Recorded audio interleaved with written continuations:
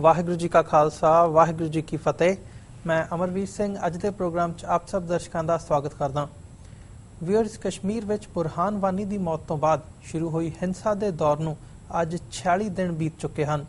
ਕਸ਼ਮੀਰ ਮਸਲੇ ਦੇ ਹੱਲ ਲਈ ਯੂਨਾਈਟਿਡ ਨੇਸ਼ਨਜ਼ ਦੇ ਰੈਜ਼ੋਲੂਸ਼ਨਸ ਤੋਂ ਸੇਧ ਲੈਣ ਦੀ ਥਾਂ ਭਾਰਤ ਦੀ ਨਰਿੰਦਰ ਮੋਦੀ ਸਰਕਾਰ ਵੱਲੋਂ ਭਾਰਤ ਦੇ ਅੰਦਰੂਨੀ ਹਲਕਿਆਂ ਵਿੱਚ ਗੱਲਬਾਤ ਤੇ ਜ਼ੋਰ ਦਿੱਤਾ ਜਾ ਰਿਹਾ ਹੈ। ਪਾਕਿਸਤਾਨ ਵੱਲੋਂ ਕਸ਼ਮੀਰ ਮੁੱਦੇ ਨੂੰ ਅੰਤਰਰਾਸ਼ਟਰੀ ਪੱਧਰ ਤੇ ਚੁੱਕਣ ਦੇ ਜਵਾਬ ਵਿੱਚ ਭਾਰਤ ਦੇ ਪ੍ਰਧਾਨ ਮੰਤਰੀ ਨਰਿੰਦਰ ਮੋਦੀ ਨੇ ਆਪਣੀ 15 ਅਗਸਤ ਦੀ ਸਪੀਚ ਵਿੱਚ ਬਲੋਚਿਸਤਾਨ ਅਤੇ ਪਾਕਿਸਤਾਨ ਆਕੂਪਾਈਡ ਕਸ਼ਮੀਰ ਦਾ ਜ਼ਿਕਰ ਕੀਤਾ। ਭਾਰਤ ਵੱਲੋਂ ਇਹ ਕਿਹਾ ਜਾਣਾ ਕਿ ਅਸੀਂ ਪਾਕਿਸਤਾਨ ਨਾਲ ਅੱਤਵਾਦ ਤੇ ਗੱਲਬਾਤ ਲਈ ਤਿਆਰ ਹਾਂ, ਪਰ ਕਸ਼ਮੀਰ ਭਾਰਤ ਦਾ ਅੰਦਰੂਨੀ ਮਸਲਾ ਹੈ। ਕੀ ਕਸ਼ਮੀਰ ਮਸਲੇ ਦਾ ਹੱਲ ਪਾਕਿਸਤਾਨ ਅਤੇ ਕਸ਼ਮੀਰੀ ਲੀਡਰਾਂ ਦੀ ਸ਼ਮੂਲੀਅਤ ਤੋਂ ਬਿਨਾਂ ਹੋ ਸਕਦਾ ਹੈ? ਇਸ ਸੰਬੰਧੀ ਅੱਜ ਅਸੀਂ ਇੰਗਲੈਂਡ ਤੋਂ ਸਕਾਲਰ ਡਾਕਟਰ ਇਕਤਦਾਰ ਕਰਾਮਤ ਚੀਮਾ ਨਾਲ ਗੱਲਬਾਤ ਕਰਾਂਗੇ ਅਤੇ ਉਹਨਾਂ ਕੋਲੋਂ ਜਾਣਨ ਦੀ ਕੋਸ਼ਿਸ਼ ਕਰਾਂਗੇ ਕਿ ਕਸ਼ਮੀਰ ਮਸਲੇ ਨੂੰ ਲੈ ਕੇ ਇਸ ਬਲੋਚਿਸਤਾਨ, ਪਾਕਿਸਤਾਨ ਅਤੇ ਮੋਦੀ ਸਰਕਾਰ ਦੀ ਸਿਆਸਤ ਪਿੱਛੇ ਕੀ ਚੱਲ ਰਿਹਾ ਹੈ। ਆਓ ਅੱਜ ਦੀ ਵਿਚਾਰ ਚਰਚਾ ਦੀ ਸ਼ੁਰੂਆਤ ਕਰਦੇ ਹਾਂ। ਹਾਂਜੀ ਡਾਕਟਰ ਚੀਮਾ, ਵਾਹਿਗੁਰੂ ਜੀ ਕਾ ਖਾਲਸਾ ਵਾਹਿਗੁਰੂ ਜੀ ਕੀ ਫਤਿਹ। ਵਾਹਿਗੁਰੂ ਜੀ ਕਾ ਖਾਲਸਾ ਵਾਹਿਗੁਰੂ ਜੀ ਕੀ ਫਤਿਹ ਜੀ। ਡਾਕਟਰ ਸਾਹਿਬ, ਜਿਹੜਾ ਇਹ ਬਲੋਚਿਸਤਾਨ ਦਾ, ਗਿਲਗਿਤ ਬਾਲਟਿਸਤਾਨ ਦਾ ਇਸ਼ੂ ਨਰਿੰਦਰ ਮੋਦੀ ਵੱਲੋਂ 15 ਅਗਸਤ ਦੀ ਸਪੀਚ ਵਾਲੇ ਦਿਨ ਚੁੱਕਿਆ ਗਿਆ ਤੇ ਇਸ ਨੂੰ ਕੀ ਇਸ਼ਾਰਾ ਸਮਝਿਆ ਜਾਵੇ ਤੇ ਇਹਦੀ ਜਿਹੜੀ ਪਿੱਛੇ ਦੀ ਥੋੜਾ ਜਿਹਾ ਬੈਕਗਰਾਉਂਡ ਬਲੋਚਿਸਤਾਨ ਬਾਰੇ ਦੱਸਦੇ ਹੋਏ ਸਾਨੂੰ ਇਹ ਗੱਲ ਕਲੀਅਰ ਕਰ ਸਕਦੇ ਹੋ ਕਿ ਬਲੋਚਿਸਤਾਨ ਦਾ ਤੇ ਕਸ਼ਮੀਰ ਦਾ ਕੰਪੈਰੀਜ਼ਨ ਕੀਤਾ ਜਾ ਸਕਦਾ ਹੈ ਜਾਂ ਨਹੀਂ, ਤੇ ਇਸ ਪਿੱਛੇ ਕੀ ਚੱਲ ਕੀ ਰਿਹਾ? ਦੇਖੋ ਜੀ, ਪਹਿਲੀ ਗੱਲ ਤੇ ਇਹ ਹੈ ਕਿ ਬਲੋਚਿਸਤਾਨ ਤੇ ਕਸ਼ਮੀਰ ਦਾ ਤਾਂ ਕੋਈ ਕੰਪੈਰੀਜ਼ਨ ਹੀ ਨਹੀਂ ਹੈ। ਕਸ਼ਮੀਰ ਇੱਕ ਡਿਸਪਿਊਟਿਡ ਟੈਰੀਟਰੀ ਹੈ, ਬਲੋਚਿਸਤਾਨ ਪਾਕਿਸਤਾਨ ਦਾ ਇੱਕ ਪ੍ਰੋਵਿੰਸ ਹੈ, ਤਾਂ ਦੋਵਾਂ ਦਾ ਕੋਈ ਕੰਪੈਰੀਜ਼ਨ ਨਹੀਂ। ਹਾਂ, ਇਹ ਗੱਲ ਜ਼ਰੂਰ ਹੈ ਕਿ ਮੋਦੀ ਦੁਨੀਆ ਨੂੰ ਵਿਖਾਣਾ ਚਾਹੁੰਦਾ ਵੀ ਸ਼ਾਇਦ ਬਲੋਚਿਸਤਾਨ 'ਚ ਕੋਈ ਮਸਲਾ ਹੈ, ਕੋਈ ਆਰਟੀਫਿਸ਼ੀਅਲ ਮਸਲਾ ਖੜਾ ਕਰਕੇ ਲੋਕਾਂ ਨੂੰ ਦਿਖਾਉਣਾ ਚਾਹੁੰਦਾ ਜੀ, ਤੇ ਅਸਾਂ ਦੀ ਗੱਲ ਤੇ ਕੋਈ ਨਹੀਂ। ਬਲੋਚਿਸਤਾਨ ਦੇ ਵਿੱਚ ਰਾਤ ਦੀਆਂ ਏਜੰਟ ਬਹੁਤ ਸਾਰੇ ਮੌਜੂਦ ਨੇ ਔਰ ਬਲੋਚਿਸਤਾਨ ਦੀ ਸਰਜ਼ਮੀਨ 'ਚ ਉਹਨਾਂ ਨੇ ਬਹੁਤ ਸਾਰੀ so called Balochistan liberation army ਤੇ ਬਲੋਚਿਸਤਾਨ ਦੀ ਆਜ਼ਾਦੀ ਦੇ ਸੋ ਕਾਲਡ ਕਈ ਲੀਡਰ ਐਸਾ ਦੇ ਪੈਦਾ ਕੀਤੇ ਜਿਹੜੇ ਬਲੋਚਿਸਤਾਨ 'ਚ ਆਪਰੇਟ ਨਹੀਂ ਕਰਦੇ, ਬਾਹਰ ਦੇ ਮੁਲਕਾਂ 'ਚ ਬੈਠੇ ਨੇ ਅਸਾਈਲਮ ਲੈ ਕੇ ਜੀ, ਤੇ ਨਾ ਹੀ ਉੱਥੇ ਕੋਈ ਮੂਵਮੈਂਟ ਚੱਲ ਰਹੀ ਹੈ ਲਹਿਰ ਦੀ। ਔਰ ਕਸ਼ਮੀਰ ਤੇ ਬਲੋਚਿਸਤਾਨ ਤੋਂ ਬਿਲਕੁਲ ਦੂਸਰੀਆਂ ਚੀਜ਼ਾਂ ਨੇ। ਸਾਨੂੰ ਥੋੜਾ ਜਿਹਾ ਬਲੋਚਿਸਤਾਨ ਦੀ ਹਿਸਟਰੀ ਬਾਰੇ ਦੱਸ ਸਕਦੇ ਹੋ ਤਾਂ ਕਿ ਸਾਡੇ ਦਰਸ਼ਕਾਂ ਨੂੰ ਇਹ ਗੱਲ ਕਲੀਅਰ ਹੋ ਸਕੇ ਕਿ ਕਸ਼ਮੀਰ ਤੇ ਬਲੋਚਿਸਤਾਨ ਦਾ ਜਿਹੜਾ ਇਸ਼ੂ ਹੈਗਾ ਇਹ ਕਿੰਨਾ ਕੁ ਡਿਫਰੈਂਟ ਹੈ? ਦੇਖੋ ਜੀ, ਕਸ਼ਮੀਰ ਤੇ ਇੱਕ ਡਿਸਪਿਊਟਿਡ ਟੈਰੀਟਰੀ ਹੈ। ਜਿਸ ਵੇਲੇ ਹਿੰਦੁਸਤਾਨ ਆਜ਼ਾਦ ਹੋਇਆ ਹੈ ਤੇ ਉੱਥੇ ਹਿੰਦੂ ਰਾਜਾ ਰਾਜ ਕਰਦਾ ਸੀ ਜੀ, ਜਿਹਨੇ ਸਟੈਂਡ ਸਟਿਲ ਅਗਰੀਮੈਂਟ ਕੀਤਾ ਮੁਸਲਮਾਨਾਂ ਨਾਲ, ਯਾਨੀ ਕਿ ਜਿੰਨਾ ਸਾਹਿਬ ਤੇ ਪਾਕਿਸਤਾਨ ਦੀ ਹਕੂਮਤ ਨਾਲ। ਸਭ ਤੋਂ ਪਹਿਲਾਂ ਕਿ ਮੈਂ ਇੱਥੇ ਸਟੈਂਡ ਸਟਿਲ ਰੱਖਾਂਗਾ, ਹਾਲਾਤ ਉਸ ਤਰ੍ਹਾਂ ਰੱਖਾਂਗਾ, ਲੋਕਾਂ ਨੂੰ ਫੈਸਲਾ ਕਰਨ ਦਿਆਂਗਾ ਜੀ। ਤੇ ਪਹਿਲੀ ਗੱਲ ਤੇ ਇਹ ਕਿ ਕਸ਼ਮੀਰ ਜਿਹੜਾ ਇੰਡੀਆ ਦੇ ਨਾਲ ਸ਼ਾਮਲ ਕੀਤਾ ਗਿਆ, ਉਹ ਤਾਂ ਤੁਹਾਨੂੰ ਪਤਾ ਡਿਵਾਈਡ ਦੇ ਵਿੱਚ ਜਿਹੜੀਆਂ ਬਹੁਤ ਸਾਰੇ ਨੁਕਸਾਨ ਹੋਏ ਨੇ, ਜਿਸ ਤਰ੍ਹਾਂ ਪੰਜਾਬ ਦੀ ਕੱਟ-ਵੱਟ ਹੋਈ ਹੈ, ਇਸੇ ਤਰ੍ਹਾਂ ਗੁਰਦਾਸਪੁਰ ਦਾ ਹਿੱਸਾ ਦੇ ਇਹਨੂੰ ਹਿੰਦੁਸਤਾਨ ਸ਼ਾਮਲ ਕਰਕੇ ਇੰਡੀਆ ਨੂੰ ਮਾਊਂਟ ਬੈਟਨ ਨੇ ਰਾਹ ਦਿੱਤਾ ਕਸ਼ਮੀਰ ਤੇ ਕਬਜ਼ੇ ਲਈ ਜੀ।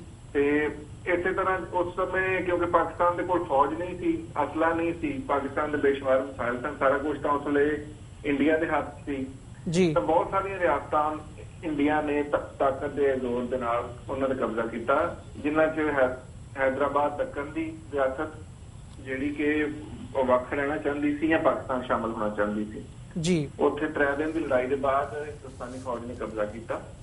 ਔਰ ਜਿਸ ਵੇਲੇ ਹਿੰਦੁਸਤਾਨ ਆਜ਼ਾਦ ਹੋਇਆ ਤਾਂ ਉਸ ਸਮੇਂ ਜੇ ਤੁਸੀਂ ਉਸ ਵਕਤ ਦਾ ਇੰਡੀਅਨ ਇੰਡੀਪੈਂਡੈਂਸ ਐਕਟ ਪੜ੍ਹੋ, ਉਹ 2 ਟਰਮੀਨੋਲੋਜੀਜ਼ ਵਰਤੀਆਂ ਬ੍ਰਿਟਿਸ਼ ਸਰਕਾਰ ਨੇ, Indian India and British India. ਔਰ ਉਹਦੀ ਜਿਹੜੀ ਕਲੌਜ਼ 1 ਹੈ ਉਹਦੇ ਬੜਾ ਕਲੀਅਰ ਕਹਿੰਦੀ ਹੈ, from the 15th day of August 1947 there will be two dominion of India and dominion of Pakistan ਜੀ, and those will be based on the British India। ਹੁਣ ਬ੍ਰਿਟਿਸ਼ ਇੰਡੀਆ ਉਹ ਹੈ ਜਿਹਦੇ ਤੇ ਬ੍ਰਿਟਿਸ਼ ਸਰਕਾਰ ਰਾਜ ਕਰਦੀ ਸੀ ਜੀ। ਉਹਦੀ ਦੂਸਰੀ ਕਲੌਜ਼ ਕਹਿੰਦੀ ਹੈ, while the Indian India will have autonomy and they say whether they want to stay with India or Pakistan or want to stay independent। ਹੁਣ 500 ਤੋਂ ਜ਼ਿਆਦਾ ਰਜਵਾੜੇ ਐਸੇ ਸਨ ਜਿਨ੍ਹਾਂ ਨੂੰ ਕਿਹਾ ਗਿਆ ਇੰਡੀਅਨ ਇੰਡੀਆ, ਜੀ ਉਹ ਰਿਆਸਤਾਂ ਜਿਹੜੀਆਂ ਬਰਤਾਨਵੀ ਰਾਜ ਦੇ ਹੇਠ ਵੀ ਆਟੋਨਮੀ ਰੱਖਦੀਆਂ ਸਨ, ਉਹਨਾਂ ਦੀ ਆਪਣੀ ਕਰੰਸੀ ਸੀ, ਆਪਣੇ ਰਾਜੇ ਸਨ, ਉਹਨਾਂ ਨੂੰ ਬ੍ਰਿਟਿਸ਼ ਸਰਕਾਰ ਨੇ ਆਪਸ਼ਨ ਦਿੱਤਾ ਕਿ ਤੁਸੀਂ ਆਪਣਾ ਫੈਸਲਾ ਖੁਦ ਕਰ ਲਓ ਜੀ। ਲੇਕਿਨ ਇੰਡੀਅਨ ਸਰਕਾਰ ਨੇ ਜੂਨਾਗੜ੍ਹ ਤੇ ਵੀ ਕਬਜ਼ਾ ਕੀਤਾ, ਇਸੇ ਤਰ੍ਹਾਂ ਹੈਦਰਾਬਾਦ ਦੱਖਣ ਤੇ ਵੀ ਇਸ ਤਰ੍ਹਾਂ ਕਬਜ਼ਾ ਕੀਤਾ, ਤੇ ਇਸੇ ਤਰ੍ਹਾਂ ਹੀ ਕਸ਼ਮੀਰ ਤੇ ਵੀ ਕਬਜ਼ਾ ਕੀਤਾ। ਅੱਛਾ, ਕਸ਼ਮੀਰ ਦਾ ਜਿਹੜਾ ਮਾਮਲਾ ਬਿਲਕੁਲ ਦੂਸਰਾ ਹੈ ਕਿ ਕਸ਼ਮੀਰ ਦੇ ਵਿੱਚ ਜਿਸ ਵੇਲੇ ਸਟੈਂਡ ਸਟਿਲ ਐਗਰੀਮੈਂਟ ਹੋ ਗਿਆ ਜੀ, ਤਾਂ ਦੂਸਰੇ ਪਾਸੇ ਮਹਾਰਾਜੇ ਨੇ ਸਾਜ਼ਿਸ਼ ਕਰਕੇ ਇੰਡੀਅਨ ਆਰਮੀ ਨੂੰ ਲਿਖ ਦਿੱਤਾ ਕਿ ਤੁਸੀਂ ਇੱਥੇ ਪਹੁੰਚੋ ਔਰ ਕਸ਼ਮੀਰ ਤੇ ਕਬਜ਼ਾ ਕਰ ਲੈ। ਇੱਕ ਪਾਸੇ ਉਹਨੇ ਪਾਕਿਸਤਾਨ ਨੂੰ ਤੇ ਜਿਨਾ ਸਾਹਿਬ ਨੂੰ ਅੱਖਾਂ 'ਚ ਇਹ ਧੂਲ ਮਿੱਟੀ ਪਾਈ ਹੈ, ਕਹਿ ਕੇ ਜੀ ਕਿ ਮੈਂ ਹਾਲਾਤ ਇਸ ਤਰ੍ਹਾਂ ਰੱਖਾਂਗਾ, ਲੋਕਾਂ ਨੂੰ ਫੈਸਲਾ ਕਰਨ ਦੇਣ ਜੀ। ਦੂਸਰੇ ਪਾਸੇ ਰਿਕਾਰਡ ਤੇ ਹੈ ਕਿ ਉਹਨੇ ਆਪਣੇ ADC ਨੂੰ ਕਿਹਾ ਕਿ ਅਗਰ ਕੱਲ ਤੱਕ ਭਾਰਤੀ ਫੌਜ ਇੱਥੇ ਲੈਂਡ ਨਹੀਂ ਕਰਦੀ ਕਸ਼ਮੀਰ ਤੇ ਤੂੰ ਮੈਨੂੰ ਮੇਰੇ ਰਿਵਾਲਵਰ ਨਾਲ ਗੋਲੀ ਮਾਰ ਦੇ। ਸੋ ਇਸ ਤਰ੍ਹਾਂ ਕਸ਼ਮੀਰ ਤੇ ਕਬਜ਼ਾ ਕੀਤਾ ਗਿਆ। ਤਾਂ ਫਿਰ ਉਹਦੇ ਨਤੀਜੇ ਜਿਹੜੇ ਉੱਥੇ ਦੇ ਕਬਾਇਲੀ ਸਨ ਉਹਨਾਂ ਨੇ ਵੀ ਰੈਜ਼ਿਸਟੈਂਸ ਕੀਤੀ, ਔਰ ਕਸ਼ਮੀਰ ਦਾ ਜਿਹੜਾ ਹਿੱਸਾ ਪਾਕਿਸਤਾਨ ਦੇ ਵਿੱਚ ਸ਼ਾਮਲ ਹੈ ਉਹ ਉਹਨਾਂ ਨੇ ਮਹਾਰਾਜੇ ਦੀਆਂ ਤੇ ਭਾਰਤੀ ਫੌਜਾਂ ਕੋਲੋਂ ਆਜ਼ਾਦ ਕਰਾ ਕੇ ਉਹਨੂੰ ਆਜ਼ਾਦ ਕਸ਼ਮੀਰ ਕਰਾਰ ਦਿੱਤਾ ਜੀ। ਔਰ ਅਜੀਬ ਗੱਲ ਇਹ ਹੈ ਕਿ ਭਾਰਤ ਅੱਜ ਕਹਿੰਦਾ ਵੀ ਕਸ਼ਮੀਰ ਸਾਡਾ ਅੰਦਰੂਨੀ ਮਸਲਾ, ਤੇ ਜੇ ਤੁਹਾਡਾ ਅੰਦਰੂਨੀ ਮਸਲਾ ਤਾਂ ਫਿਰ ਤੁਸੀਂ ਪਾਰਟੀਸ਼ਨ ਦੇ ਸਮੇਂ ਨੂੰ ਖੁਦ ਹੱਲ ਕਰਨਾ ਸੀ। UN ਦੇ ਵਿੱਚ ਕਸ਼ਮੀਰ ਦਾ ਮਸਲਾ ਤਾਂ ਖੁਦ ਭਾਰਤ ਲੈ ਕੇ ਗਿਆ ਜੀ। ਸੀਜ਼ਫਾਇਰ ਦੀ ਜਿਹੜੀ ਕੋਸ਼ਿਸ਼ਾਂ ਕਰਾਉਣੀਆਂ ਉਸ ਸਮੇਂ ਉਹ ਭਾਰਤ ਨੇ ਕਰਾਈਆਂ ਕਿ ਇੱਥੇ ਜੰਗਬੰਦੀ ਕੀਤੀ ਜਾਵੇ, ਔਰ ਪਾਕਿਸਤਾਨ ਦੇ ਮਸਲਾ UN ਵੀ ਸੀ ਲੈ ਕੇ ਗਿਆ, ਨਹਿਰੂ ਉਸ ਸਮੇਂ ਪ੍ਰਾਈਮ ਮਿਨਿਸਟਰ ਸੀ, ਉਹ ਲੈ ਕੇ ਗਿਆ ਸੀ।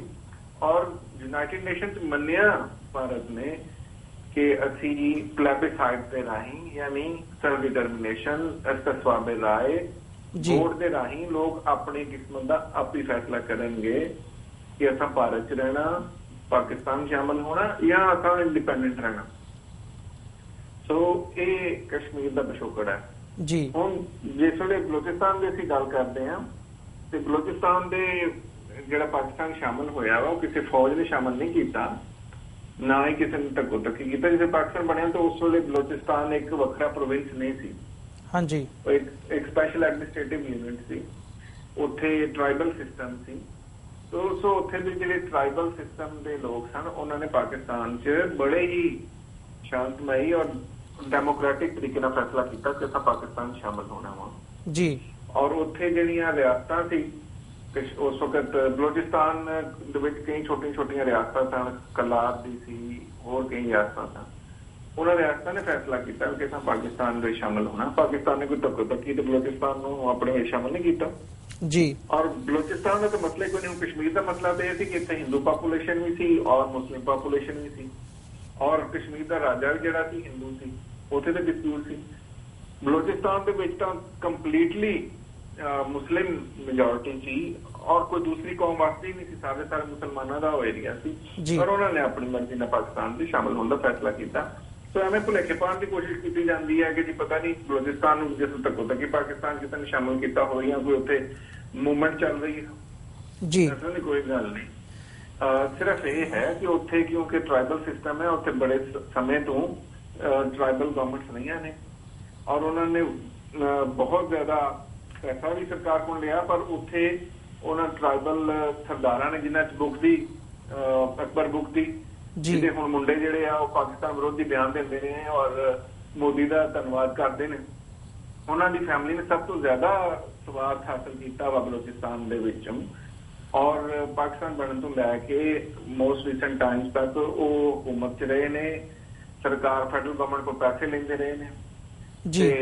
ਲੇਕਿਨ ਇਹ ਹੈ ਕਿ ਹੁਣ ਤੁਹਾਨੂੰ ਇਹ ਪਤਾ ਕਿ ਜਿਹੜੀ ਪ੍ਰੋਕਸੀ ਵਾਰ ਇੰਡੀਆ ਲੜ ਰਿਹਾ, ਪਾਕਿਸਤਾਨ ਜਿਹੜਾ ਅੱਤਵਾਦ ਉਹਨੇ ਸਾਰਾ ਕੰਮ ਸ਼ੁਰੂ ਕੀਤਾ ਹੋਇਆ ਰਾਹ ਦੇ ਰਾਹੀਂ, ਉਹਦੇ ਵਿੱਚ ਇਸ ਤਰ੍ਹਾਂ ਦੇ ਜਿਹੜੇ ਐਲੀਮੈਂਟਸ ਹੈਗੇ ਆ ਭੁਗਤੀ ਔਰ ਉਹਦੇ ਲੜਕੇ ਜੀ, ਉਹਨਾਂ ਨੂੰ ਸ਼ਾਮਲ ਕਰਕੇ ਅੱਤਵਾਦ ਚਲਾਉਣ ਦੀ ਕੋਸ਼ਿਸ਼ ਕੀਤੀ ਹੈ, ਜਿਹਦੇ ਖਿਲਾਫ ਪਾਕਿਸਤਾਨ ਨੇ ਕਾਫੀ ਸਖਤ ਆਪਰੇਸ਼ਨ ਕੀਤਾ ਇਸ ਵਾਸਤੇ। ਹੁਣ ਭੁਗਤੀ ਦੇ ਸਾਰੇ ਜਿਹੜੇ ਲੜਕੇ ਇਸ ਤਰ੍ਹਾਂ ਦੇ ਬਿਆਨ ਦਿੰਦੇ ਆ ਉਹ ਸਾਰੇ ਬਾਹਰ ਬੈਠੇ ਨੇ। ਤਾਂ ਬਲੋਚਿਸਤਾਨ ਪਾਕਿਸਤਾਨ ਦਾ ਅੰਗ ਹੈ, ਕੋਈ ਡਿਸਪਿਊਟਡ ਟੈਰੀਟਰੀ ਨਹੀਂ, ਕਦੇ ਵੀ ਨਹੀਂ ਰਹੀ। ਲੋਕਾਂ ਦੀ ਮਰਜ਼ੀ ਨਾਲ ਉਹ ਪਾਕਿਸਤਾਨ ਸ਼ਾਮਲ ਹੋਏ ਨੇ। ਅੱਜ ਵੀ ਉੱਥੇ ਲੋਕ ਪਾਕਿਸਤਾਨੀ ਹੋਣ ਤੇ ਮਾਣ ਕਰਦੇ ਨੇ। ਪਾਕਿਸਤਾਨ ਦਾ ਸਭ ਤੋਂ ਵੱਡਾ ਸੂਬਾ ਹੈ ਜੀ, ਉਹਦੀ ਆਪਣੀ ਅਸੈਂਬਲੀ ਹੈ, ਉੱਥੋਂ ਮੈਂਬਰ ਇਲੈਕਟ ਹੋ ਕੇ ਪਾਕਿਸਤਾਨ ਦੇ ਜਿਹੜਾ ਉਹ ਕੌਮੀ ਅਸੈਂਬਲੀ ਔਰ ਸੈਨੇਟ ਦੇ ਵਿੱਚ ਜਾਂਦੇ ਨੇ। ਔਰ ਪਾਕਿਸਤਾਨ ਨੇ ਤਾਂ ਬਲੋਚਿਸਤਾਨ ਨੂੰ ਸਭ ਤੋਂ ਵੱਡੀ ਗੱਲ ਇਹ ਕਨਸਟੀਟਿਊਸ਼ਨ ਹੀ ਦਿੱਤੀ ਹੈ ਕਿ ਜਿਸਲੇ ਪ੍ਰੈਜ਼ੀਡੈਂਟ ਆਫ ਪਾਕਿਸਤਾਨ ਦਾ ਇਲੈਕਸ਼ਨ ਹੁੰਦਾ ਤੇ ਸਿਰਫ ਬਲੋਚਿਸਤਾਨ ਅਸੈਂਬਲੀ ਐਸੀ ਆ ਵੀ ਜਿਹਦਾ ਇੱਕ ਵੋਟ ਜਿਹੜਾ ਵਾ ਉਹ ਇੱਕ ਦੇ ਬਰਾਬਰ ਹੀ ਕਾਊਂਟ ਹੁੰਦਾ।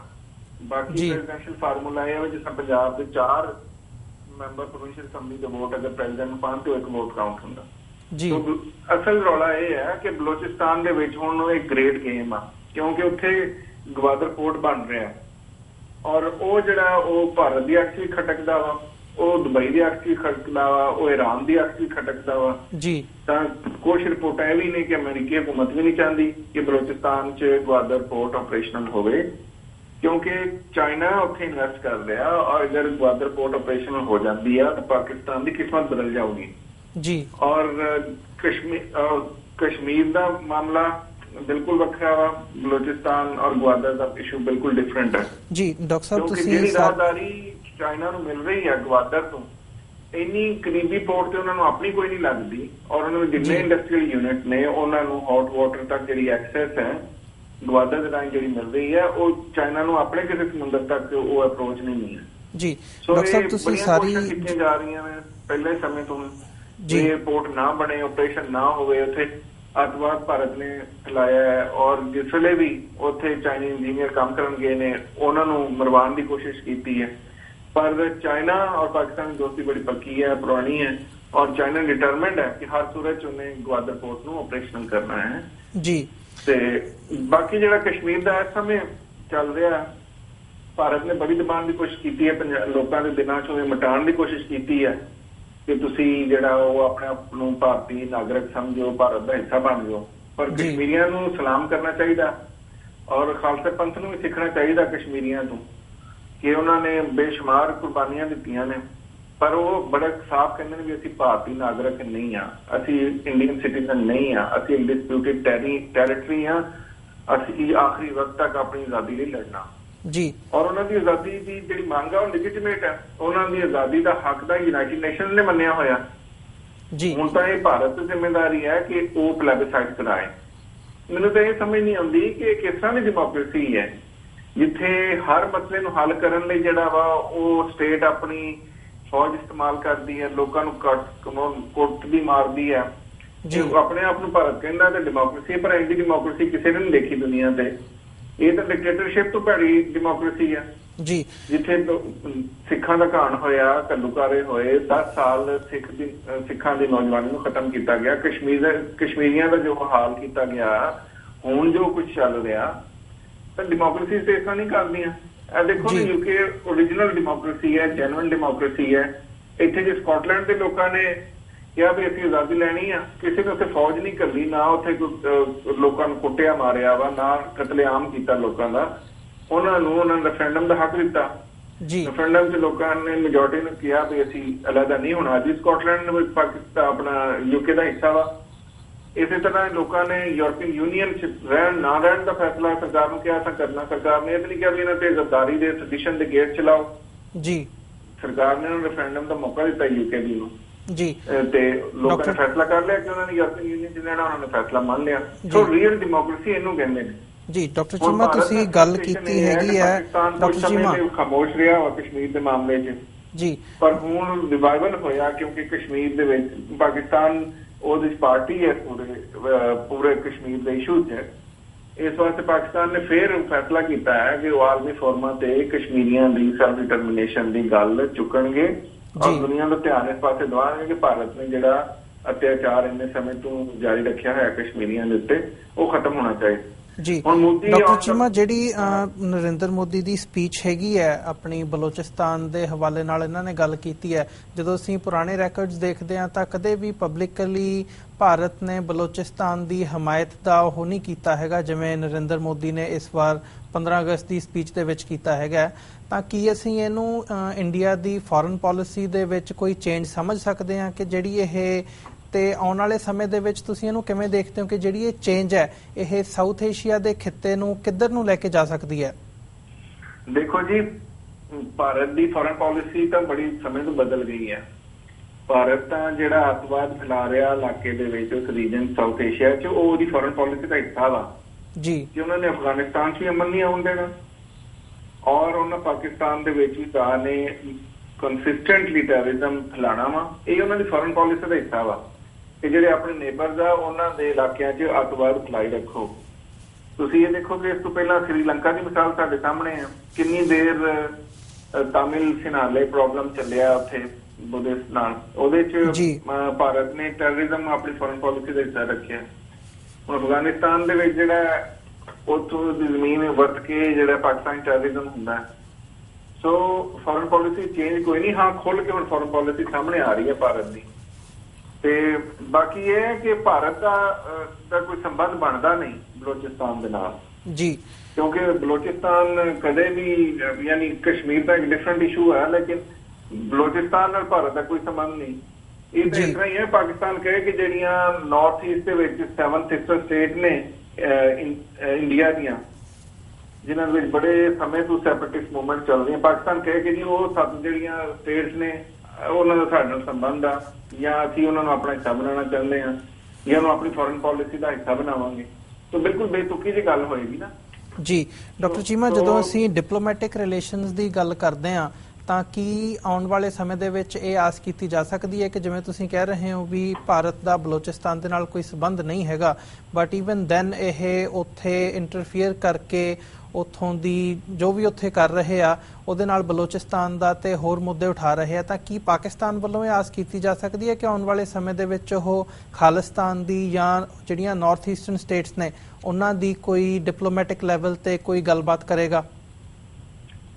ਦੇਖੋ ਜੀ, ਗੱਲ ਇਹ ਹੈ ਕਿ ਮੈਂ ਬੜਾ ਰੀਅਲਿਸਟਿਕ ਅਪਰੋਚ ਰੱਖਦਾ, ਮੈਂ ਕਦੇ ਵੀ ਜਿਹੜਾ ਨਾ ਉਹ ਡਿਸऑਨੈਸਟੀ ਨਾਲ ਓਪੀਨੀਅਨ ਨਹੀਂ ਦਿੱਤਾ। ਹੋ ਸਕਦਾ ਕਿ ਕੁਝ ਲੋਕਾਂ ਨੂੰ ਗੱਲ ਪਸੰਦ ਨਾ ਆਵੇ, ਲੇਕਿਨ ਮੈਨੂੰ ਨਹੀਂ ਲੱਗਦਾ ਕਿ ਪਾਕਿਸਤਾਨ ਕਦੇ ਵੀ ਖਾਲਿਸਤਾਨ ਦੀ ਹਮਾਇਤ ਕਰੂ ਜਾਂ ਨਾਰਥ ਈਸਟਰਨ ਸਟੇਟਸ ਦੀ ਲਿਬਰੇਸ਼ਨ ਦੀ ਗੱਲ ਕਰੇ ਜੀ, ਕਿਉਂਕਿ ਔਰ ਸਾਨੂੰ ਇਹ ਪਾਕਿਸਤਾਨ ਤੋਂ ਆਸ ਵੀ ਨਹੀਂ ਕਰਨੀ ਚਾਹੀਦੀ, ਕਿਉਂਕਿ ਖਾਲਿਸਤਾਨ ਜਿਹੜਾ ਹੈ ਉਹ ਸਿੱਖਾਂ ਦੀ ਆਪਣੀ ਮੰਗ ਹੈ, ਖਾਲਿਸਤਾਨ ਸਿੱਖਾਂ ਦੀ ਮੰਗ ਹੈ।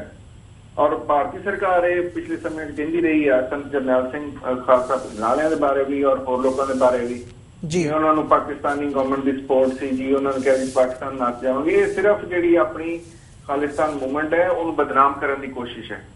ਸੋ ਪਾਕਿਸਤਾਨ ਤਾਂ ਕਦੇ ਖਾਲਿਸਤਾਨ ਮੂਵਮੈਂਟ ਨੂੰ ਪਹਿਲਾਂ ਵੀ ਮੈਂ ਨਹੀਂ ਸਮਝਦਾ ਕਿ ਕਦੇ ਸਪੋਰਟ ਕੀਤਾ ਹੋਵੇ, ਕਿਉਂਕਿ ਜਿਸ ਸਮੇਂ ਖਾਲਿਸਤਾਨ ਮੂਵਮੈਂਟ ਚੱਲ ਰਹੀ ਸੀ ਉਸ ਸਮੇਂ ਪਾਕਿਸਤਾਨ ਦੇ ਆਪਣੇ ਸਿੰਘ USSR ਨਾਲ ਰਸ਼ੀਆ ਨਾਲ ਫਸੇ ਹੋਏ ਸਨ ਜੀ। ਪਾਕਿਸਤਾਨ ਕਿਸ ਤਰ੍ਹਾਂ ਉੱਥੋਂ ਡਾਇਵਰਟ ਕਰਕੇ ਜਿਹੜਾ ਨਾ ਭਾਰਤ ਲਈ ਵੀ ਆਪਣੀ ਇੱਕ ਨਵਾਂ ਬਾਰਡਰ ਖੋਲ ਲੈਂਦਾ। ਸੋ ਮੈਨੂੰ ਨਹੀਂ ਲੱਗਦਾ ਕਿ ਪਾਕਿਸਤਾਨ ਜਿਹੜਾ ਹੈ ਸਮੇਂ ਦੇ ਵਿੱਚ ਖਾਲਿਸਤਾਨ ਮੂਵਮੈਂਟ ਦੀ ਕੋਈ ਸਪੋਰਟ ਕਰੇ ਜਾਂ ਉਹ ਕਵੇ ਕਿ ਇਹ ਮੂਵਮੈਂਟ ਨੂੰ ਅੱਗੇ ਚੱਲਣਾ ਚਾਹੀਦਾ। ਇਹ ਸਿੱਖਾਂ ਦੀ ਆਪਣੀ ਮੂਵਮੈਂਟ ਹੈ ਔਰ ਉਹਨਾਂ ਨੇ ਇਹਨੂੰ ਆਪੀ ਹੀ ਅੱਗੇ ਲੈ ਕੇ ਜਾਣਾ ਹੈ ਜੀ। ਕਿਸੇ ਹਰ ਕੌਮ ਨੂੰ ਸੰਘਰਸ਼ ਕਰਨਾ ਪੈਂਦਾ ਔਰ ਆਪਣੀਆਂ ਲੜਾਈਆਂ ਖੁਦ ਹੀ ਲੜਨੀਆਂ ਪੈਂਦੀਆਂ ਜੀ। ਹੁਣ ਉਹ ਸਮਾਂ ਗੁਜ਼ਰ ਗਿਆ ਜਦੋਂ ਲੋਕ ਵੈਪਨ ਦੇ ਨਾਲ ਲੜਦੇ ਸਨ ਜਾਂ ਸਮਝਦੇ ਸਨ ਫੌਜ ਕਿਤੇ ਮੁਲਕ ਦੀ ਆਊ ਔਰ ਟੈਂਕ ਤੋਪ ਲੈ ਕੇ ਚੜ ਜਾਊ ਔਰ ਇਲਾਕਾ ਫਤਿਹ ਕਰਕੇ ਕਿਸੇ ਦੇ ਹੱਥ ਫੜਾ ਜਾਏ। ਉਹ ਜ਼ਮਾਨਾ ਨਹੀਂ ਹੁਣ ਰਿਹਾ, ਹੁਣ ਡਿਪਲੋਮੇਸੀ ਦਾ ਜ਼ਮਾਨਾ ਹੈ ਔਰ ਹੁਣ ਜਿਹੜਾ ਲੌਬਿੰਗ ਦਾ ਜ਼ਮਾਨਾ ਹੈ ਜੀ। ਸੋ ਸ਼ਾਂਤਮਈ ਢੰਗ ਦੇ ਨਾਲ ਕਨਸਟੀਟਿਊਸ਼ਨਲ ਮੇਜਰ ਲੈ ਕੇ ਬੈਨ ਅਕਵਾਮੀ ਪੱਧਰ ਤੇ ਸਿੱਖਾਂ ਦੀ ਸੈਲਫ ਡਿਟਰਮੀਨੇਸ਼ਨ ਦੀ ਗੱਲ ਵੀ ਸਿੱਖਾਂ ਨੂੰ ਕਰਨੀ ਚਾਹੀਦੀ ਹੈ।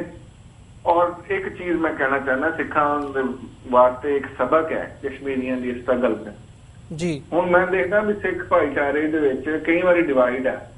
ਕੁਝ ਕਹਿੰਦੇ ਵੀ ਅਸੀਂ ਖਾਲਿਸਤਾਨ ਚਾਹੁੰਦੇ ਹਾਂ, ਕੋਈ ਕਹਿੰਦੇ ਵੀ ਅਸੀਂ ਭਾਰਤੀ ਨਾਗਰਿਕ ਹਾਂ। ਕੁਝ ਮੈਂ ਹੁਣ ਬੱਚੇ ਜਿਹੜੇ ਯੂਥ ਦੇਖਦੇ ਆ, ਸਿੱਖਾਂ ਦੀ ਯੂਥ ਜਿਹੜੀ ਹੈ ਪੰਜਾਬ ਦੀ, ਉਹ ਕਹਿੰਦੀ ਵੀ ਅਸੀਂ ਬਹੁਤ ਹੀ ਸਾਨੂੰ ਮਾਣ ਹੈ ਭਾਰਤੀ ਹੋਣ ਤੇ।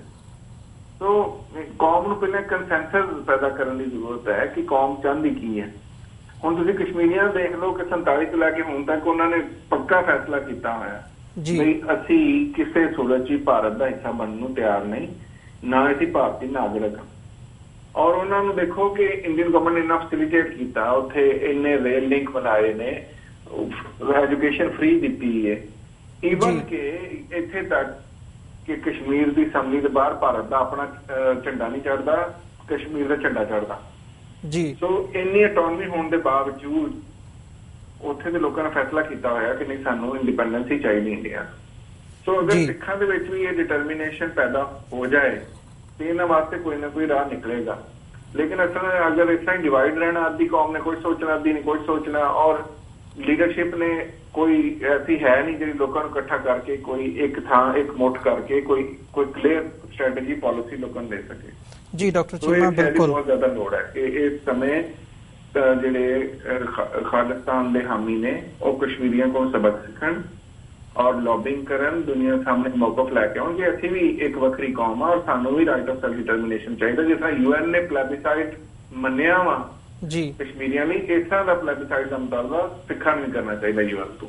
ਜੀ ਡਾਕਟਰ ਚੀਮਾ, ਜਦੋਂ ਅਸੀਂ ਹਿਊਮਨ ਰਾਈਟਸ ਦੇ ਹਵਾਲੇ ਨਾਲ ਦੇਖਦੇ ਹਾਂ ਤਾਂ ਜਿਹੜੀ ਅੱਜ ਦੀ ਇੰਡੀਆ ਦੀ ਸਿਚੁਏਸ਼ਨ ਹੈਗੀ ਹੈ ਉਹਨੂੰ ਤੁਸੀਂ ਕਿਵੇਂ ਐਨਾਲਾਈਜ਼ ਕਰਦੇ ਹੋ? ਖਾਸ ਕਰਕੇ ਜਿਵੇਂ ਪਿਛਲੇ ਦਿਨੀ ਐਮਨੈਸਟੀ ਇੰਟਰਨੈਸ਼ਨਲ ਤੇ ਸੈਡੀਸ਼ਨ ਦਾ ਕੇਸ ਪਾਇਆ ਗਿਆ ਤੇ ਉਹਨਾਂ ਨੇ ਇਹ ਵੀ ਕਿਹਾ ਕਿ ਅਸੀਂ ਆਪਣੇ ਜਿਹੜੇ ਇੰਡੀਆ ਵਿਚਲੇ ਆਫਿਸਿਸ ਹੈਗੇ ਆ ਉਹਨਾਂ ਨੂੰ ਟੈਂਪਰੇਰੀਲੀ ਅਸੀਂ ਕਲੋਜ਼ ਕਰਾਂਗੇ। ਇਹ ਸਾਰੀ ਸਿਚੁਏਸ਼ਨ ਨੂੰ ਤੁਸੀਂ ਕਿਵੇਂ ਐਨਾਲਾਈਜ਼ ਕਰਦੇ ਹੋ? ਦੇਖੋ ਜੀ, ਇਹ ਤਾਂ ਬੜੀ ਭੈੜੀ ਸਿਚੁਏਸ਼ਨ ਹੈ ਔਰ ਤੁਸੀਂ ਦੋ ਚੀਜ਼ਾਂ ਪੁੱਛੀਆਂ ਨੇ ਆਪਣੇ ਕੁਐਸਚਨ 'ਚ। ਇੱਕ ਤੇ ਹੈ ਓਵਰਆਲ ਜਿਹੜੀ ਫਰੀडम ਦੀ ਸਿਚੁਏਸ਼ਨ ਹੈ ਜੀ, ਉਹਦੇ ਹਿਊਮਨ ਰਾਈਟਸ ਨੇ, ਰਿਲੀਜੀਅਸ ਫਰੀडम, ਉਹਦੇ ਵਿੱਚ ਬਹੁਤ ਭੈੜਾ ਹਾਲ ਹੈ ਤੇ ਕਦੇ ਅਸੀਂ ਬੜੇ ਵਿਸਤਾਰ ਨਾਲ ਇਹ ਤੇ ਗੱਲ ਕਰਾਂਗੇ ਕੁਝ ਸਮਾਂ ਮਿਲਿਆ ਤਾਂ ਜੀ। ਤੇ ਹਿਊਮਨ ਰਾਈਟਸ ਦੇ ਬਾਰੇ ਤਾਂ ਹਿਊਮਨ ਰਾਈਟਸ ਵਾਚ ਦੀ ਹੁਣ ਤਾਜ਼ਾ ਤਰੀਨ ਰਿਪੋਰਟ ਆਈ ਹੈ ਜਿਹਦੇ ਵਿੱਚ ਉਹਨਾਂ ਨੇ ਸਾਰੇ ਦੇ ਸਾਰੇ ਜਿਹੜੇ ਇਨਸੀਡੈਂਟ ਰੀਸੈਂਟ ਸਾਈਟ ਕੀਤੇ ਨੇ। ਉਹਦੇ ਵਿੱਚ ਤੁਸੀਂ ਦੇਖੋ ਕਿ ਲੋਕਾਂ ਨੂੰ ਗਾਉਕੋਸ਼ੀ ਦਿੱਤੇ ਕਤਲ ਕੀਤਾ ਜਾ ਰਿਹਾ, ਜ਼ਿੰਦਾ ਸਾੜਿਆ ਜਾ ਰਿਹਾ। ਕਿਸੇ ਪਾਸੇ ਜਿਹੜਾ ਹੈ ਉਹ ਲੋਕਾਂ ਨੂੰ ਟਕੋਟਕੀ ਧਰਮ ਪਰਿਵਰਤਨ ਦੇ ਨਾਮ ਤੇ ਹਿੰਦੂ ਬਣਾਉਣ ਦੀ ਕੋਸ਼ਿਸ਼ ਕੀਤੀ ਜਾ ਰਹੀ ਹੈ ਜੀ। ਹੁਣ ਜਿਹੜੀ ਗੱਲ ਤੁਸੀਂ ਕਰ ਰਹੇ ਹੋ ਕਿ ਇਹ ਜਿਹੜੇ ਬੈਨ ਲਾਏ ਜਾਂਦੇ ਨੇ ਜਿਹਨਾਂ, ਔਰ ਇਹ ਕੋਈ ਨਵੀਂ ਚੀਜ਼ ਤੇ ਹੈ ਨਹੀਂ। ਇੰਡੀਆ ਦੇ ਵਿੱਚ ਇੱਕ ਲੈਜਿਸਲੇਸ਼ਨ ਹੈ ਜਿਹਨੂੰ ਕਿਹਾ ਜਾਂਦਾ ਫੋਰਨ ਕੰਟਰੀਬਿਊਸ਼ਨ ਰੈਗੂਲੇਸ਼ਨ ਐਕਟ ਜੀ। ਹੁਣ ਇਹ ਐਕਟ ਜਿਹੜਾ ਵਾ ਉਹ ਵਰਤਿਆ ਗਿਆ ਵਾ ਹਰ ਉਸ NGO, ਹਰ ਉਸ ਥਰਡ ਸੈਕਟਰ ਆਰਗੇਨਾਈਜੇਸ਼ਨ ਦੇ ਖਿਲਾਫ ਜਿਹੜੀ ਵੀ ਭਾਰਤੀ ਸਰਕਾਰ ਦੇ ਅਤਿਆਚਾਰ ਦੇ ਖਿਲਾਫ ਆਵਾਜ਼ ਚੁੱਕਦੀ ਆ ਜਾਂ ਮਾਈਨੋਰਟੀਜ਼ ਦੇ ਰਾਈਟ ਲਈ ਕੰਮ ਕਰਦੀ ਆ ਜੀ। ਇਹ ਹੁਣ ਜਿਹੜਾ ਐਕਟ ਸੀ 1976 ਚ ਪਾਸ ਕੀਤਾ ਗਿਆ ਪਹਿਲੀ ਵਾਰੀ, ਤਾਂ ਫਿਰ 2010 ਦੇ ਵਿੱਚ ਮਜ਼ੀਦ ਅਮੈਂਡਮੈਂਟਸ ਕੀਤੀਆਂ ਗਈਆਂ ਔਰ ਇਹਨੂੰ ਬਹੁਤ ਭੈੜੇ ਤਰੀਕੇ ਨਾਲ ਵਰਤਿਆ ਜਾ ਰਿਹਾ। ਇਹਦੇ ਰਾਹੀਂ ਤੁਹਾਨੂੰ ਪਤਾ ਕਿ 2015 ਦੇ ਵਿੱਚ ਭਾਰਤੀ ਸਰਕਾਰ ਜਿਹੜੀ ਮੋਦੀ ਦੀ ਆ ਉਹਨੇ ਤਕਰੀਬਨ 8000 NGOs ਨੂੰ ਇੱਕ ਦਿਨ ਚ ਬੈਨ ਕਰ ਦਿੱਤਾ ਸੀ, ਉਹਨਾਂ ਦੇ ਲਾਇਸੈਂਸ ਕੈਂਸਲ ਕਰ ਦਿੱਤੇ ਸਨ ਜੀ। ਔਰ ਇਹਦੀ ਇੱਕ ਬਹੁਤ ਵੱਡੀ ਮਿਸਾਲ ਕਿ ਕਿਸ ਤਰ੍ਹਾਂ ਇਸ ਐਕਟ ਨੂੰ ਆਰਮ ਟਵਿਸਟਿੰਗ ਮੇਜਰ ਦੇ ਤੌਰ ਤੇ ਵਰਤਿਆ ਜਾਂਦਾ ਹੈ। ਉਹਦੀ ਇੱਕ ਰੀਸੈਂਟ ਐਗਜ਼ਾਮਪਲ ਹੈ ਕਿ ਇੱਥੇ ਇੱਕ ਲੇਡੀ ਆ ਜਿਹਦੀ NGO ਸੀ ਸਭ ਰੰਗ ਇੰਡੀਆ ਦੇ ਵਿੱਚ। ਉਸ ਬੀਬੀ ਦਾ ਨਾਮ ਆ ਟੇਸਟਾ ਸੈਟਲਬਾਜ਼ ਜੀ। ਉਹਨੇ ਇਹ NGO ਸ਼ੁਰੂ, ਉਹਦਾ ਮੀਆਂ ਜਿਹੜਾ ਮੁਸਲਮਾਨ ਹੈ ਜਵੇਦ ਆਨੰਦ, ਉਹਨਾਂ ਨੇ ਰਲ ਕੇ ਕੋਸ਼ਿਸ਼ ਕੀਤੀ ਕਿ ਗੁਜਰਾਤ ਦੇ ਵਿੱਚ ਜਿਹੜੀ ਐਂਟੀ ਮੁਸਲਿਮ ਰਾਈਟਸ ਹੋਏ ਨੇ ਉਹਦੇ ਉੱਤੇ ਲੌਬਿੰਗ ਕੀਤੀ ਜਾਏ ਔਰ ਮੋਦੀ ਨੂੰ ਜ਼ਿੰਮੇਦਾਰ ਉਹਦਾ ਠਹਿਰਾਇਆ ਜਾਏ, ਮੋਦੀ ਤੇ ਕੇਸ ਕੀਤਾ ਜਾਏ ਜੀ। ਔਰ ਉਹਨਾਂ ਨੂੰ ਜਿਹੜਾ ਹੈ ਬਾਰ-ਬਾਰ ਧਮਕੀਆਂ ਮਿਲਦੀਆਂ ਰਹੀਆਂ ਤਾਂ ਫਾਈਨਲੀ ਫਿਰ ਇਹਨਾਂ ਨੇ ਉਹਨਾਂ ਨੂੰ ਬੈਨ ਕਰ ਦਿੱਤਾ ਔਰ ਫੋਰਨ ਕੰਟਰੀਬਿਊਸ਼ਨ ਰੈਗੂਲੇਸ਼ਨ ਐਕਟ ਦੇ ਨਾਂ ਤੇ ਉਹਨਾਂ ਦੀ NGO ਬੈਨ ਕਰ ਦਿੱਤੀ ਗਈ।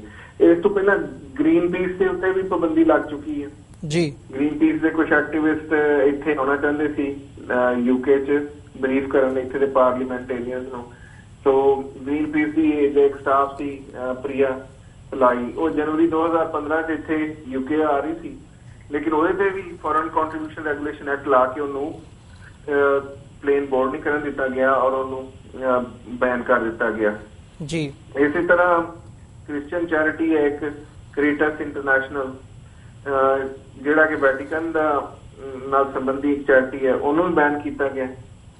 ਸੋ ਇਸ ਤਰ੍ਹਾਂ ਦੀਆਂ ਜਿਹੜੀਆਂ ਨਾ ਚੈਰਿਟੀਆਂ ਨੂੰ ਬੈਨ ਕੀਤਾ ਜਾ ਰਿਹਾ ਵਾ, ਉਹਦੇ ਨਾਲ ਭਾਰਤ ਦਾ ਚਿਹਰਾ ਸਾਹਮਣੇ ਆ ਰਿਹਾ ਜੀ। ਅਪ੍ਰੈਲ 2016 ਚ ਇੱਕ ਬੜੀ ਡਿਟੇਲ ਰਿਪੋਰਟ ਯੂਨਾਈਟਿਡ ਨੇਸ਼ਨ ਦਾ ਜਿਹੜਾ office of high commissioner for human rights ਉਹਨੇ ਸ਼ਾਇਆ ਕੀਤੀ ਹੈ ਜੀ, ਸਿਰਫ ਇਸ ਮੁੱਦੇ ਤੇ ਕਿ ਭਾਰਤ ਕਿਸ ਤਰ੍ਹਾਂ ਜਿਹੜਾ ਨਾ ਫੋਰਨ ਕੰਟਰੀਬਿਊਸ਼ਨ ਰੈਗੂਲੇਸ਼ਨ ਐਕਟ ਵਰਤ ਰਿਹਾ ਵਾ ਚੈਰਿਟੀਆਂ ਦੇ ਖਿਲਾਫ।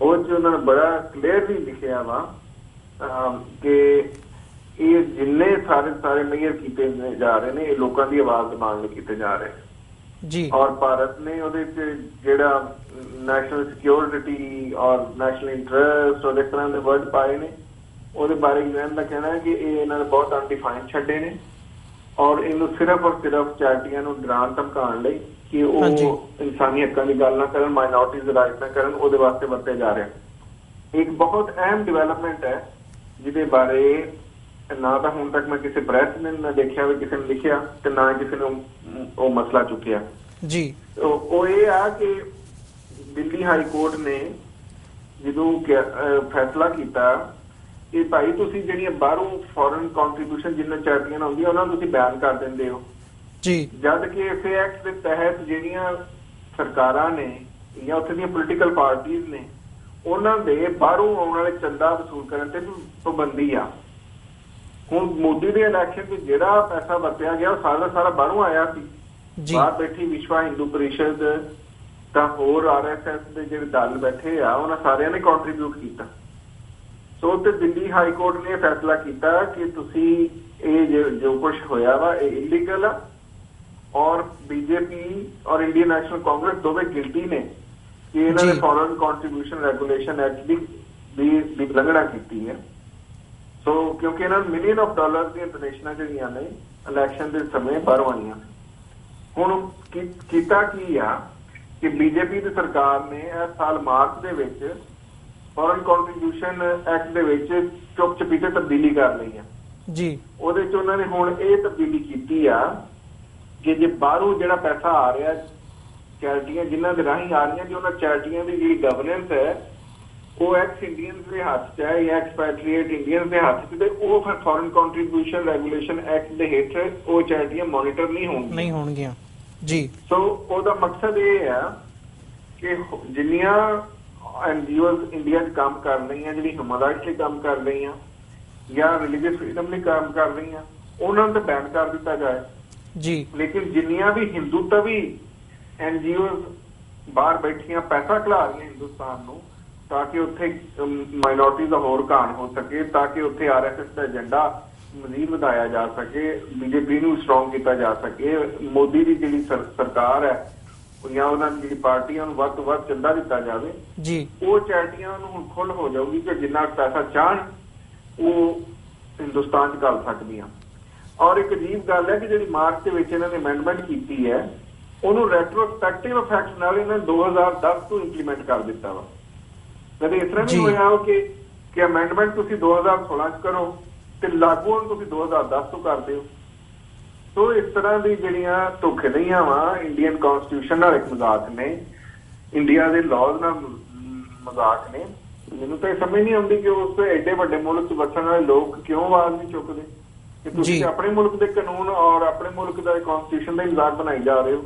ਇਸ ਤਰ੍ਹਾਂ 6-6 ਸਾਲ ਬੈਕਡੇਟ ਕਰਕੇ ਲਾਜ਼ ਨੂੰ ਇੰਪਲੀਮੈਂਟ ਕਰਦੇ ਔਰ ਦਿੱਲੀ ਹਾਈ ਕੋਰਟ ਦੇ ਫੈਸਲੇ ਨੂੰ ਤੁਸੀਂ ਇੱਕ ਤਰ੍ਹਾਂ ਦਾ ਹਵਾ 'ਚ ਉਡਾ ਦਿੱਤਾ ਇਹ ਅਮੈਂਡਮੈਂਟ ਕਰਕੇ ਮਾਰਚ 2016 'ਚ ਜੀ।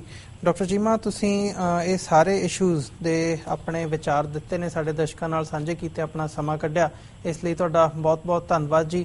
ਤੇ ਅਸੀਂ ਉਮੀਦ ਕਰਦੇ ਹਾਂ ਕਿ ਆਉਣ ਵਾਲੇ ਸਮੇਂ ਦੇ ਵਿੱਚ ਵੀ ਤੁਹਾਡੇ ਨਾਲ ਇਹਨਾਂ ਇਸ਼ੂਜ਼ ਦੇ ਉੱਪਰ ਇੱਕ ਵਾਰ ਫਿਰ ਡਿਟੇਲ ਨਾਲ ਗੱਲਬਾਤ ਕੀਤੀ ਜਾਵੇ। ਪਰ ਅੱਜ ਦੇ ਸ਼ੋਅ ਦੇ ਵਿੱਚ ਅਸੀਂ ਤੁਹਾਡੇ ਕੋਲੋਂ ਇੱਥੇ ਹੀ ਇਜਾਜ਼ਤ ਲੈਂਦੇ ਹਾਂ। ਵਾਹਿਗੁਰੂ ਜੀ ਕਾ ਖਾਲਸਾ, ਵਾਹਿਗੁਰੂ ਜੀ ਕੀ ਫਤਿਹ। ਵਾਹਿਗੁਰੂ ਜੀ ਕਾ ਖਾਲਸਾ, ਵਾਹਿਗੁਰੂ ਜੀ ਕੀ ਫਤਿਹ ਜੀ। ਵਿਊਅਰਸ, ਇਸੇ ਦੇ ਨਾਲ ਅਸੀਂ ਅੱਜ ਦਾ ਸ਼ੋਅ ਇੱਥੇ ਹੀ ਸਮਾਪਤ ਕਰਦੇ ਹਾਂ ਜੀ। ਇਜਾਜ਼ਤ ਦਿਓ। ਵਾਹਿਗੁਰੂ ਜੀ ਕਾ ਖਾਲਸਾ, ਵਾਹਿਗੁਰੂ ਜੀ ਕੀ ਫਤਿਹ।